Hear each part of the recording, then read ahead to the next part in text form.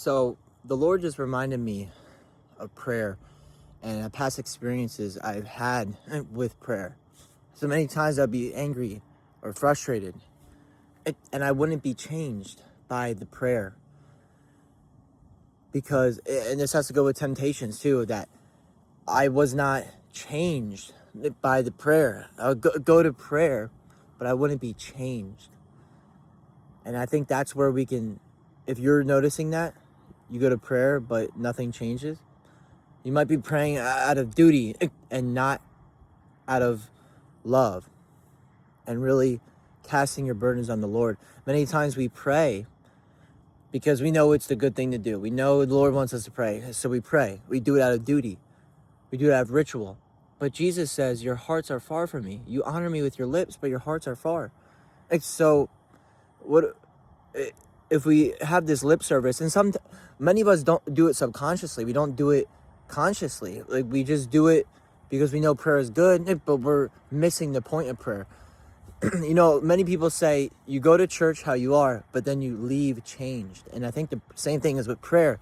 We should come how we are and be changed. It doesn't mean that you leave 100%, but it means that the burdens are on Jesus. Psalms 55 verse 22 says, cast your burdens on the Lord and he will sustain you. So we have to really ask the Lord, search our heart, and then confess those things. Bring the burdens to the Lord. He promises that he will uplift us.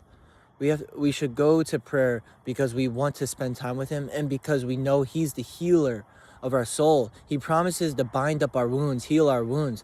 So if we go into prayer and thank him genuinely, and do it out of respect and love for Jesus rather than a ritual, really search your heart to see if this is what you're doing. Because many times I found myself still frustrated, still angry, falling into temptation, even though I prayed.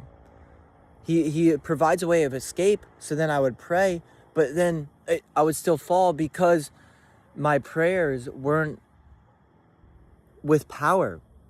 Because I was doing it out of ritual, I wasn't actually receiving the power of Jesus, because I was just doing lip service. I was doing what was good, but I wasn't doing it with intent. And I believe we should go to prayer, earnestly seeking God and just making known to him everything that's in our mind and all the burdens. David says, I forget what psalm it is, but he says, I will not sleep. I'll not give my eyes sleep until I have found a place in my heart for the Lord. So we should pray until we find the peace of Jesus in our hearts. God bless.